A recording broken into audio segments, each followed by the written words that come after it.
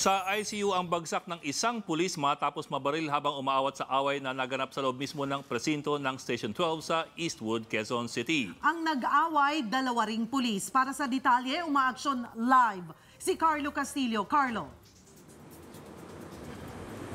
Bok, Cheryl, 3 pulis ang sugatan kung saan isa rito ang kritikal matapos nga magkaroon ng shooting incident dito sa loob mismo ng Eastwood Police Station. Sang-ayon na rin sa mga inisyal na impormasyong nakalap natin, lumalabas na nagbarilan sa loob ng QCPD Station 12 ang 2 naka-duting pulis na sinasabing may matagal ng alitan.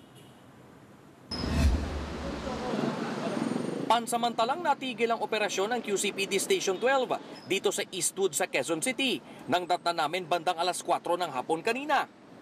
Tensyonado ang paligid ng presinto at walang pinapapasok na tao o media. Ultimo mga bintana at kurtina ng presinto, nakasarado rin.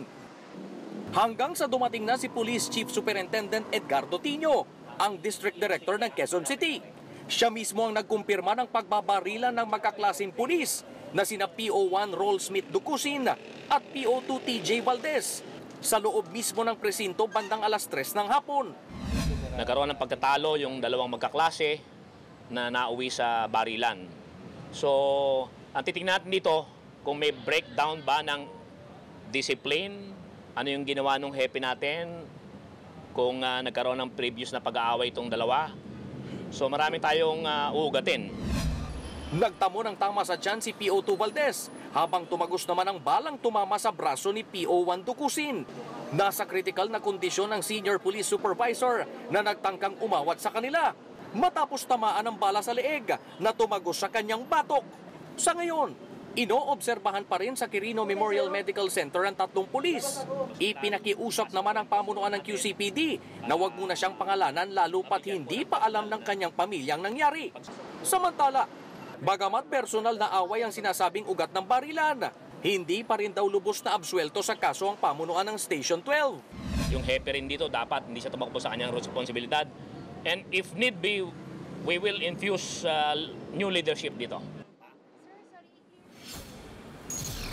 Bok, Cheryl, update muna tayo dun sa kalagayan at kondisyon nung 3 sugatang pulis. Si PO2 Valdez na nagtamo ng tama sa tiyan ay inilipat sa isang ospital sa Marikina. Sang-ayon na rin yan sa kahilingan ng kanyang pamilya. Si PO1 Ducusin naman na ay kinonsider ng ospital bilang isang outpatient dahil nag-true and true o tumagos yung bala na tumama sa kanyang braso. Sa mga oras na to, si PO1 Ducusin ay nakadetain na sa Camp Karingal habang gumugulong yung investigasyon. Yung isang senior police officer naman na nasa critical na kondisyon nga ngayon na umaawat lamang ay sumailalim na sa CT scan para na rin malaman yung tinamong pinsala sa kanyang ulo. Sang-ayon dito kay QCPD District Director Edgardo Tino, naghihintay lang sila ng go signal mula sa kanyang mga doktor kung kinakailangan o karapat-dapat ba siyang ilipat sa isang pribadong ospital para sa kumpletong medical facility. Samantala, Bok, Cheryl, itong nasa likodan ko ngayon, itong Eastwood Police Station ay bukas na o fully operational na sa mga oras na to matapos ngang iproseso ng mga tauhan ng SOCO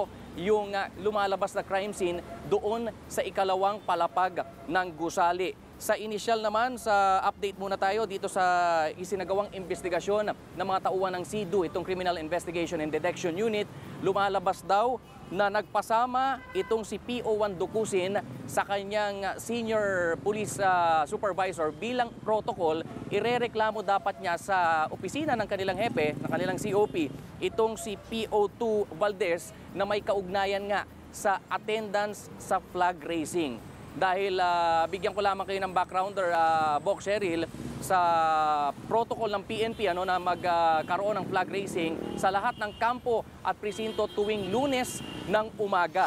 Ito kasing sangayon na rin sa investigasyon, itong si PO2 Valdez ay complete attendance daw, nakapirma yung pangalan niya, pero hindi naman daw uma-attend ng flag racing. Kaya minarapat itong si PO1 Ducusin na isumbong na sa kanyang hepe yung maling gawain itong si PO2 Valdez. Ngayon, nung palabas na raw sila ng opisina, nagkataon naman daw na nagpang-abot yung 2 doon sa may hagdan, kaya doon na sila nagkaroon ng rambulan at nagkabunutan nga ng baril. Bok, Cheryl?